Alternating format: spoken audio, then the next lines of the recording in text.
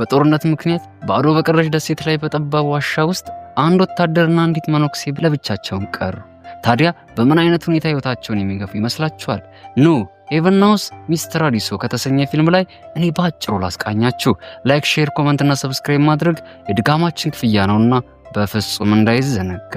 የፊልማችን ታሪክ ሲጀምር ክላርክ የሚባል ወታደር በአንዲት ጀልባ ላይ ተዳክሞ ተኝቶ እንመለከተዋለን። ክላርክ አሁን ያለበት ሁኔታ በጣም አሳሳቢ ቢሆንም እሱ ግን በእርግጠኝነት ወደፊት ተጉዤ የሚረዳኝን ሰው አላጣም ብሎ በማሰብ ነበር ራሱን እንደምንም በህይወት አቆይቶ የተቻለውን ሁሉ ጥረት እያደረገ ወደዚህ የመጣው። ክላርክ በዚህ ጀልባ ላይ ላለፉት በርካታ ቀናት ነበር የተጓዘው። ይሁን እንጂ ዛሬ ግን ከፊት ለፊቱ አንድ ገላጣ መሬት ተመልክቶ በጣም ተደሰተ። ወዲያው ከጀልባዋ ላይ ወርዶ በፍጥነት ወደ መሬት ያቀናል። ነገር ግን ቦታው ጭር ማለቱ የጠላት ሴራ ሊሆን ይችላል ብሎ በመፍራት ጀልባውን እዚያው ባለችበት ያቆማትና እሱ እየተሾለከለከ ወደፊት ተጉዞ ከአንዲት አሮጌ ቸርች መግቢያ በር ላይ ይደርሳል። በዚህም ጊዜ ክላርክ አንድም የሰው ልጅ ዱካ በማይታይበት ደሴት እንዴት ይህ ቸርች እዚህ ሊኖር ቻለ ብሎ በማሰብ እጅግ ተጨነቀ።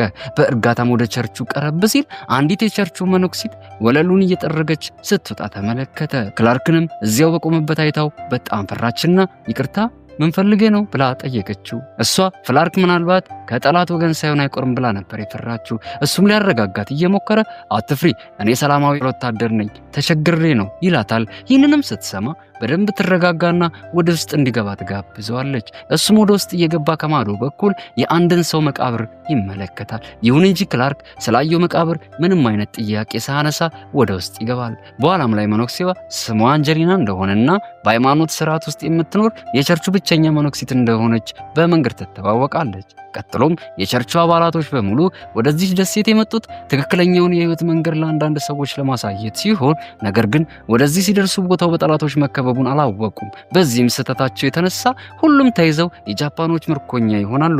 የቸርቹ ኃላፊ የሆኑት አባ ጆን ስለዚህ ነገር ባወቁ ጊዜ በጣም አርጅተው ብቻቸውን መምጣት ስላልቻሉ ብርቱ የሆኑ ወገኖቻቸውን ውሰዱኝ እያሉ አጥብቀው ቢጠይቁም ነገር ግን አንድም ሰው ሊያመጣቸው ፍቃደኛ አልሆነም። በዚህም የተነሳ እኔ ብቻ ከሳቸው ጋር ወደዚህ ለመምጣት ተገደድኩኝ። ይሁን እንጂ እኛ ወደዚህ ቦታ ስንደርስ አጠቃላይ መነኮሳትና ሰባኪያን ከዚህ ስፍራ ተወስደው ነበር። ስለነሱ መሰወርም የሚያውቅ ምንም አይነት ሰው ሊገኝ አልተቻለም። በኋላም ላይ አንዳንድ ሰዎች የቸርቹን ሴት መነኩሴዎች አንዳንዶቹን ሽጠዋቸዋል፣ አንዳንዶቹን ደግሞ ገለዋቸዋል በማለት መናዘዝ ጀመሩ። አባጆንም እኚህን አሰቃቂ በደሎች በሰሙ ጊዜ ራሳቸውን መቆጣጠር ስላቃታቸው በልብ ድካም ምክንያት ህይወታቸው አለፈ ትለዋለች። ወደ መቃብሩ ማሻገር እየተመለከተች እሳቸውንም ብቻዬን ለመቅበር ተገደድኩኝ። ከዚያም ጊዜ ጀምሮ በዚህ ቦታ ብቻዬን መኖር ጀመርኩኝ። እስከዛሬም ድረስ ማንም ሰው እኔን ፈልጎኝ አልመጣም። ምክንያቱም ለሁሉም ሰው እኔ የሞትኩኝ ነው የመሰላቸው በማለትም ንግግሯን ታጠቃልላለች። ከዚህም በኋላ ክላርክ እሱ አሜሪካዊ የባህር ኃይል ወታደር መሆኑን በመጥቀስ የግል ታሪኩን ይተርክላት ጀመረ። የነሱ መርከብ በጠላቶች ኃይለኛ ጥቃት ደርሶባት ብትወድምም እርሱ ግን እድለኛ ሰው በመሆኑ በህይወት ተርፎና ጀልባም አግኝቶ በባህሩ ላይ በመንሳፈፍ ዛሬ ከፊት ለፊቷ ለመቀመጥ መቻሉን ይነግራታል። ቀጥሎም በውጪው ዓለም ያለው ሁኔታ በጣም መጥፎ እንደሆነና ማንም ሰው ስለማንም ህይወት ምንም አይነት ደንታ እንደሌለው ይነግራታል።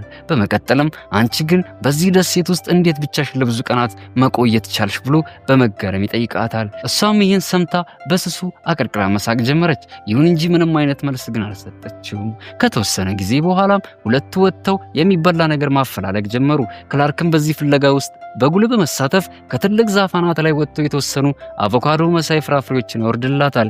በዚህ ጊዜም ክላርክ ዞር ሲል በጣም ጨለማ የሆነ ዋሻ መኖሩን ይመለከታል። ይህም በእንዲህ እንዳለ አይኖቹ በድንገት በባህር ውስጥ በሚዋኝ የባህር ኤሊ ላይ ያርፋሉ። እሱም ኤሊዋን ለመያዝ ጀልባው ላይ መነኩሴዋን እንድትቀመጥ አድርጎ ወደ ባህሩ ያቀናል። ሁለቱም ኤሊዋን በቻሉት አቅም ይከታተሏታል። ይሁን እንጂ ደርሶ መያዙ ግን ያን ያለነሱ ቀላል አልነበረም። ከዚያም ክላርክ ወደ ውሃ ውስጥ ዘሎ ይገባና በመጨረሻ ኤሊዋን አሳዶ ይይዛታል። በእሳትም አብስለዋት መብላት ይጀምራሉ። ተቀምጠው እየበሉም ሳለ ክላርክ በዚህ ጀልባ ባህሩ ላይ 300 ማይል ያህል ነው የተጓዝኩት፣ ነገር ግን እዚህ እስከመድረስ ድረስ ይህ ጦርነት በቅርብ ጊዜ ያበቃል የሚል ትልቅ እምነት ነበረኝ ብሎ ይነግራታል። በመቀጠልም እሱ ወላጅ አልባ ሲሆን ለ14 ዓመታት ያህል በወላጅ አልባ ህጻናት ማሳደጊያ ድርጅት ውስጥ እንደኖረና ከዚያም ለሀገር አንድ ነገር ለስራ ብሎ በማሰብ ውትድርና እንደተቀላቀለ ይነግራታል።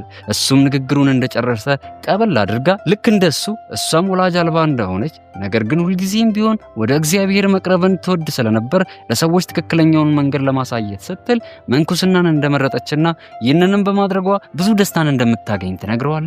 በዚህም ጊዜ ክላርክ እሷን በንግግሮቹ ሊያማልላትና ወደ ራሱ ሊስባት ይሞክር ነበር። ይሁን እንጂ እሷ ግን መነኩሴ ስለሆነች ከቁብ ሳትቆጥረው ታልፈዋለች። ከዚያም በኋላ በሰማይ ላይ የጃፓኖች ተዋጊ ጀቶች ሲያንዣብቡ ይመለከታሉ። በዚህም ጊዜ ሁለቱ በማንኛውም መንገድ ከነሱ እይታ መደበቅ ነበረባቸው፣ አለበለዚያ እነሱ ካዩአቸው ሁለቱንም ይገሏቸዋል። በኋላም ላይ ክላርክ ዛሬ ጠዋት ስላየው ዋሻ ለመነኩሴ ይነግራትና በፍጥነት ወደዚያ ተራራ ሄደው በዚያ ዋሻ ውስጥ ይደበቃሉ። ከተወሰነም ጊዜ በኋላ ክላርክ ወደ ውጭ ሲመለከት ጠላቶቻቸው መላ ደሴቱን ማውዳደማቸውን ያስተውላል። በየቦታውም ሲመለከት ደሴቱ በእሳት አመድ ሆኗል። ቸርቹም ቢሆን አልተረፈም። መነኩሴዋም ይህን ተመልክታበት አማዘነችና ክላርክን አንተ በዚህ መልኩ እዚህ መኖር የምትችል አይመስለኝም ትለዋለች። በዚህም ጊዜ ብዙ የጃፓን ወታደሮች ወደ ደሴቷ አድፍጠው መግባት ይጀምራሉ። በእርግጥ ወታደሮቹ የሆነ ሰው በዚህ ደሴት ውስጥ እንደሚኖር ፍንጭ ተሰጥቷቸው ነው። በሚቀጥለው ቀን ጠዋት ላይም ክላርክ ማልዶ ከእንቅልፉ በመንቃት የደሴቷን ሁኔታ በአይኑ መቃኘት ይጀምራል። ሁሉም ነገር ወድሞ ነበር የሚታየው። ከዚህ ለመውጣትም ብቸኛው መንገድ እሱ ያመጣት ያቺ ጀልባዋ ነበረች። እሷንም አቃጥለውባቸዋል። በዚህ በኩል ደግሞ መነኩሴዋ የተቃጠለውን ቸርች ተጠግታ ከተመለከተች በኋላ ልቧ ተሰባብሮ ማልቀስ ጀመረች። በድንገትም ቀና ስትል የጃፓን ወታደሮች የባህር ዳርቻውን አቋርጠው እየገቡ መሆናቸውን አስተዋለች። ቁጥራቸውም እጅግ በጣም ከፍተኛ ነበር። ስለዚህ ሁለቱም በድጋሚ ተመልሰው ወደ ዋሻ ውስጥ ይገባሉ።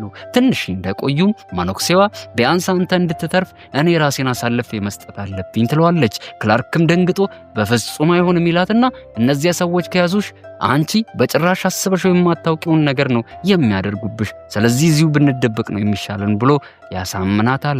ምሽት ላይም ልክ ሲጨልም ክላርክ በድብቅ ወደ ባህር ዳርቻው ሄዶ ለመብል የሚሆን አሳ ማጥመድ ይጀምራል። ነገር ግን ብዙም ሳይቆይ የጃፓን ወታደሮች ጀልባ ሲያልፍ ተመለከተና በአቅራቢያው እንደምንም ብሎ ተደበቀ። እነሱም በጥበቃ የተመደቡበት ቦታ ስለሆነ የመጡት ክላርክ ለረጅም ጊዜ ባለበት ተደብቆ ለመቆየት ተገደደ። ክላርክ ወደ ዋሻው ለመመለስ ከሞከረ ተይዞ እንደሚገደር ስለሚያውቅ ፊቱንና ሰውነቱን በጥቁር ጭቃ ተለቅልቆ ወደ ጃፓኖች ካምፕ በመግባት የተወሰኑ ምግብ የያዙ ዕቃዎችን መሰብሰብ ይጀምራል። ነገር ግን በዚሁ ጊዜ ድንገት የተወሰኑ ወታደሮች ወደዚያ መጥተው አንደኛው እዚያው ይቀመጣል። በዚህም ምክንያት ክላርክ ሌሊቱን ሙሉ እዚያው በተደበቀበት ለማደር ይገደዳል። በሚቀጥለው ቀን መነኩሴዋ ከእንቅልፏ ስትነቃ ክላርክ ከሄደበት ሳይመለስ እዚያው ማደሩን አስተዋለች። በዚህም የተነሳ ጄኒፈር ስለ ክላርክ አብዝታ መጨነቅ ጀመረች። ክላርክም ጠዋት ላይ የጠላት ወታደሮች ለልምምድ ሲወጡ የምግብ ዕቃዎቹን አንድ ባንድ ካሉበት ሰብስቦ በድብቅ ወጥቶ ይመጣል።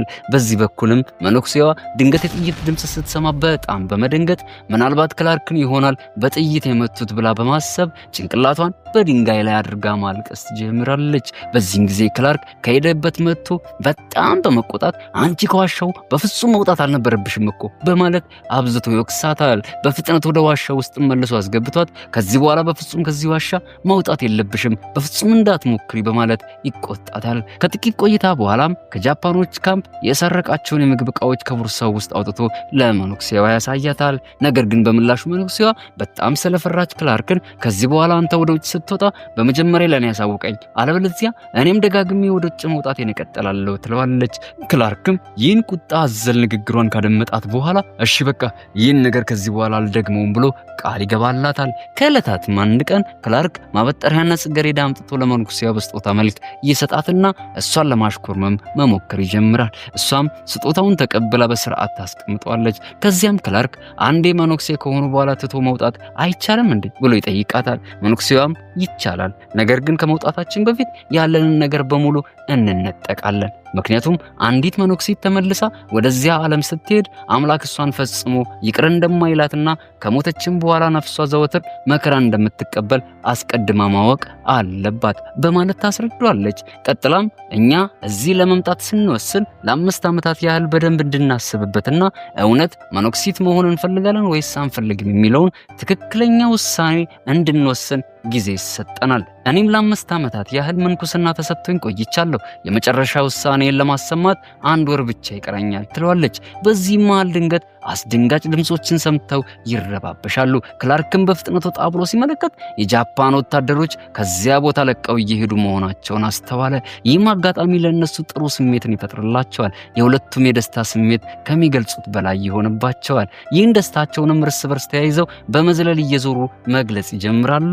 በኋላም ላይ ክላርክ ትክክለኛ የሚለውን አጋጣሚ ጠብቆ ለሷ ልክ ዛሬ ጠዋት እንደሰጠውሽ አይነት ስጦታ በየቀኑ በፍቅር እያመጣው ልሰጥሽ እፈልጋለሁ።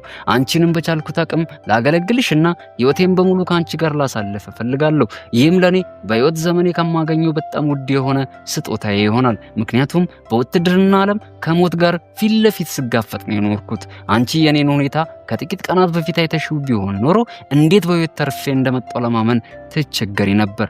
አጠቃላይ ቤተሰቦቻችን ለኛ ለወጣቶች ከምንም ነገር በላይ ሀገራችን እንደምትቀድም በደንብ አድርገው ነበር እየነገሩ ያሳደጉን። ስለዚህም ነው እኛ ወጣቶች ሁሉንም ነገር ትተን ለሀገራችን የምንታገለው።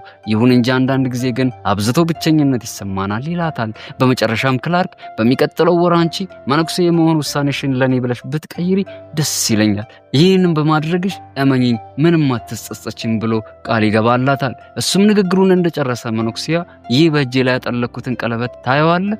እኛ ይህን ቀለበት ከማጥለቃችን በፊት መጀመሪያ በአምላካችን ስም እንምላለን።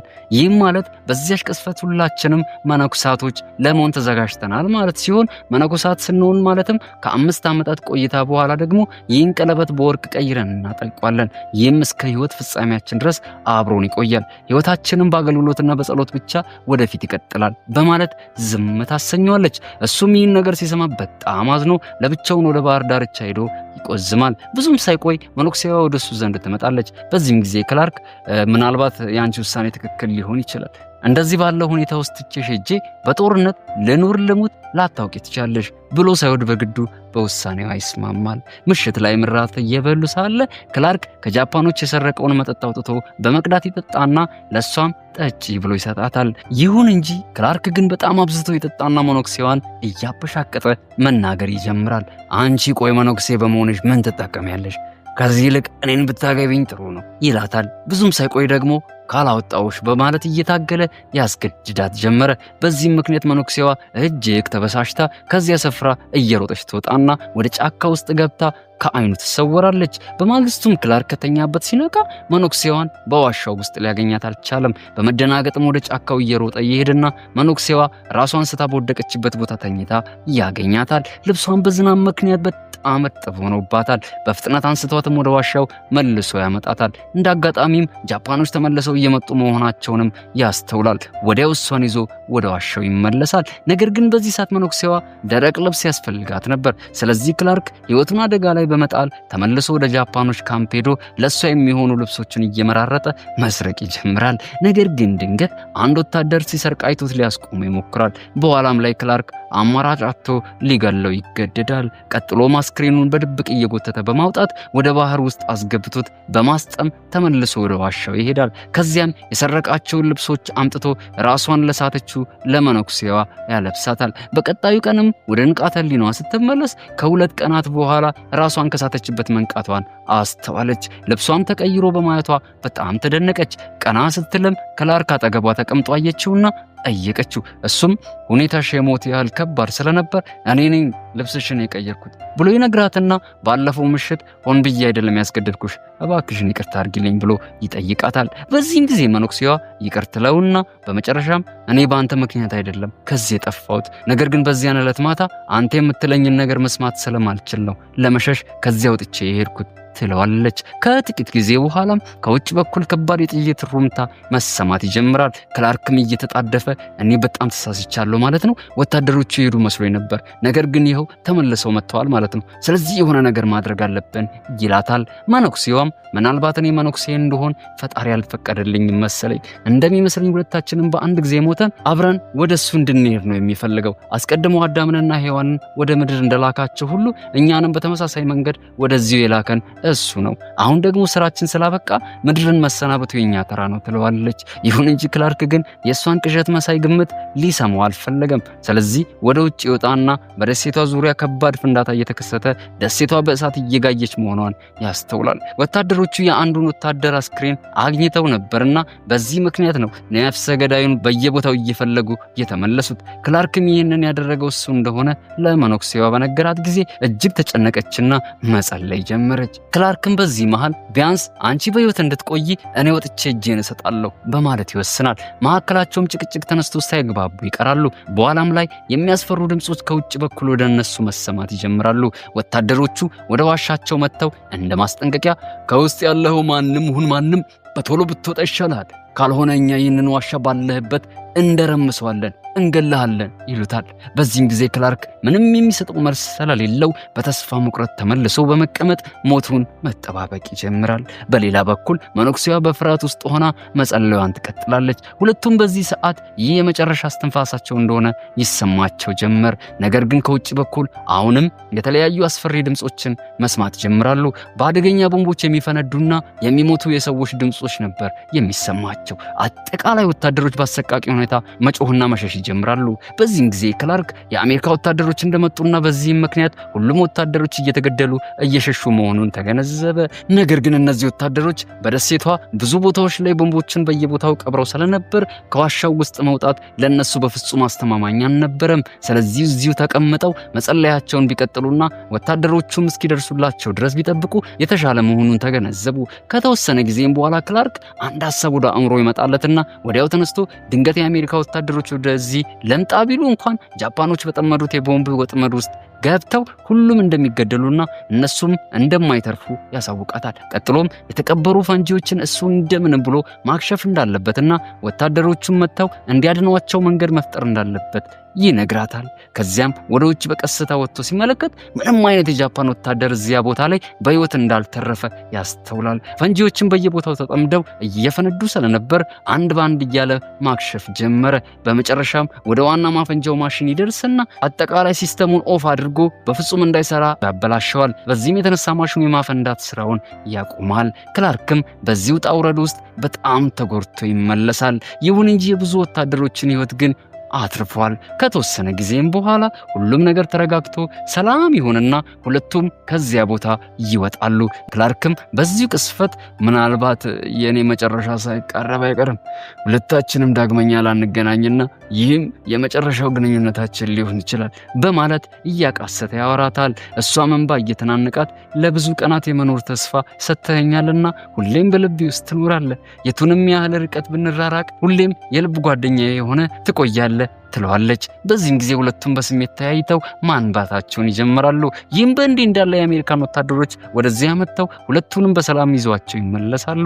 እዚህም ጋር መነኩሴዋ ክላርክን በቁስሉ ላይ ፋሻ ተጠቅልሎ ሲወሰድ እየተከተለች ታስታምመዋለች። የሁለቱንም በሰላም መውጣት ከተመለከትን በኋላም ፊልማችን ይጠናቀቃል። እስከ ፊልሙ መጨረሻ አብራችሁኝ ስለነበራችሁ ከልብ አመሰግናለሁ።